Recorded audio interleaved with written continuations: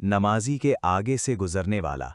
बुसर बिन सईद रज़ियल्लाहु अन्हु रिवायत करते हैं कि ज़ैद बिन खालिद ने उनको अबू जुहैम के पास भेजा ताकि वो उनसे पूछें कि उन्होंने रसूल अल्लाह सल्लल्लाहु अलैहि वसल्लम से नमाज पढ़ने वाले के आगे से गुजरने वाले के बारे में क्या सुना है।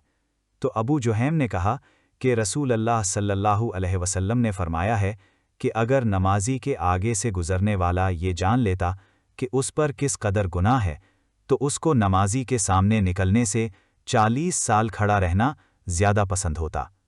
अबू नज़र रावी हदीस कहते हैं कि मैं नहीं जानता कि 40 दिन कहा या 40 माह या 40 बरस। सही बुखारी हदीस नंबर 510।